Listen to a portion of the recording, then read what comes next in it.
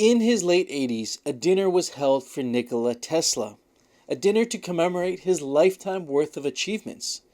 And during this dinner, he dropped a truth bomb. Many of these inventions, these incredible things he had created, did not come from him. And he said the following: "My brain is only a receiver. In the universe, there is a core from which we obtain knowledge, strength, inspiration." He was overshadowed by a higher intelligence that was feeding him information. But Nikola Tesla was not alone. Many others tapped into this life force, this energy, to get these inspirational ideas, to fuel themselves with increased energy, and to have the strength to accomplish otherwise impossible things. In this video, I'm going to show you how they mastered their attention and were able to draw power from this universal force. So with that being said, let's get right into the video. In a previous video, we've talked about universal life force energy, and we've covered some of the ways that you can use it. And I've showed you in this simple diagram how many people have connected with this force intentionally or unintentionally. You can see here universal life force energy comes in through the left side of your body, the receiving side, charging up a part of your energetic system called the life center. Many ancient teachings even talk about this, and we unconsciously tap into this force when we're doing things like yoga, meditation, even physical workouts like physical activity. And so the thing is, this is the center of your drive, your creativity, your relationship, your joy. And I'm not going to go too deep into this aspect here. There's a video here if you actually want to deep dive into this. Today we're actually going to talk about the source of this energy, what this is, and how you can use it to master your attention. Now, most of your ideas, actually all of your ideas, did not come from you. Ideas, in general, do not reside in the brain, the center that we think is consciousness resides in. This is only computer hardware. This is where we can send and receive information. And there's a specific organ in your brain called the attention organ that we'll talk about here at the end of the video. I'll give you a specific technique to actually activate this and solve many of our greatest problems today. Many of us have a problem focusing, right? We have a problem with concentration. There's a huge ADHD epidemic. People are getting medicated for this. This is not the solution. So most of the ideas come from this universal mind that traditions have spoken about, called it God, the divine force, the Most High, whatever you want to call it. This life force you can almost think of as a Wi-Fi signal interfacing with your brain. And now the goal of this universal mind is to find ideas that can be expressed through the exact human being that matches that level of vibration. This is a vibration that comes down. And so if you are attuned to that specific vibration of a specific thought, you will be inspired. You will feel that inspiration.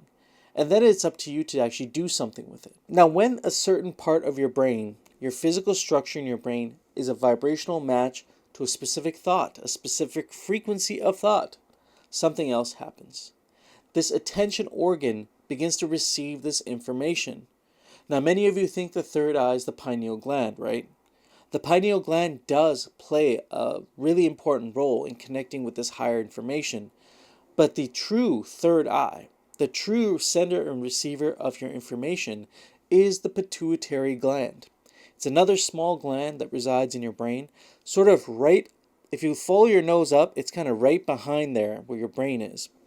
And it's such an important organ that if this was tampered with, it has many physical functions within your body. But if this was tampered with or was dysfunctional, you would literally die. All the functions in your body would cease to work properly. It is known as a ductless gland, so it secretes different fluids to regulate different things. And in a healthy person, this gland, will function normally in a healthy person. But it also has an energetic ability, as an energetic cause. This is your attention organ. This part of your mind gathers the life force energy that comes up from your life center, as well as this universal mind that projects these thoughts down to you that are a vibrational match to you, and collects them in this pituitary gland. This is the focal point. This is the attention organ that I was talking about earlier. And this is also where your self-consciousness resides. because there's 3 levels of the mind. We're not going to get into that in this video. But the most tangible aspect to you is your conscious self. This living, breathing part of yourself as you're going about your day. This part of you that has self-consciousness, will, reason, your rational mind that's able to debate things and make decisions. This is the seat of this is your source of your pituitary gland. Now, one more thing. All of these 3 things here determine your attention. The decisions you make will dictate the type of vibrations you're able to experience, will dictate the vibrational match you can be to the thoughts that you can receive from this universal mind. Let me ask you, have you ever gone on a creative endeavor?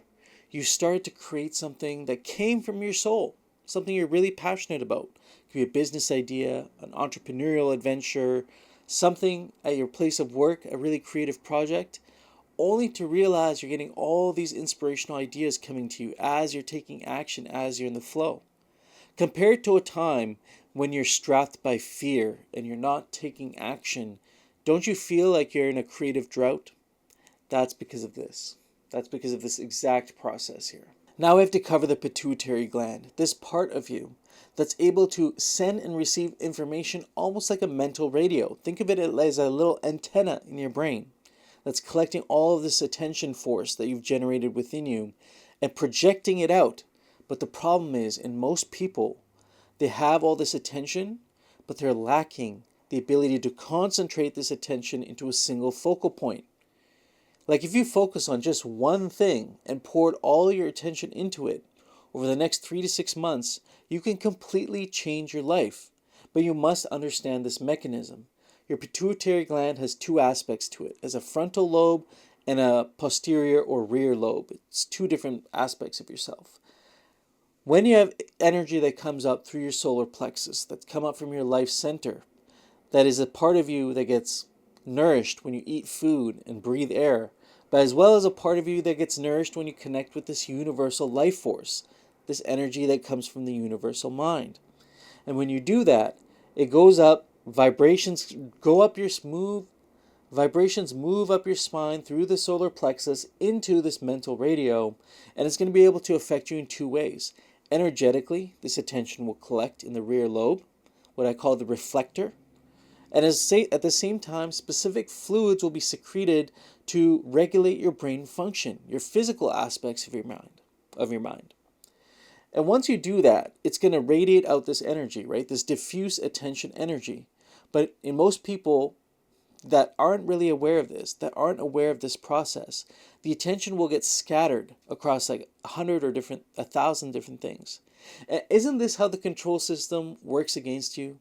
The system of beliefs and institutions that's designed to sap away your attention. So by the time you get home from your job, your 9 to 5, you are so drained that you can't even work towards that big business idea or that thing that's going to really help you get out of the rat race. Well, if you learn to do this technique that I'm about to share with you in a moment, you'll be able to actually gather all this attention, focus it in a beam of concentration to the very thing you desire. And I promise if you do this technique for the next 3 to 6 months, it will completely change your life. So I call this technique the attention lens technique.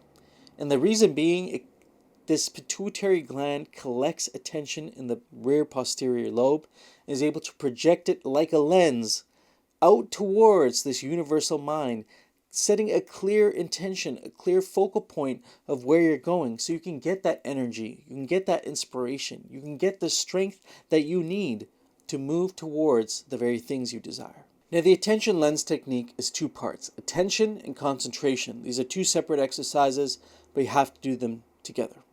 The attention lens technique goes something like this. As you're going about your day, get a quick, complete understanding of otherwise meaningless objects. For example, you're walking by, you see a tree. You see the tree for what it is.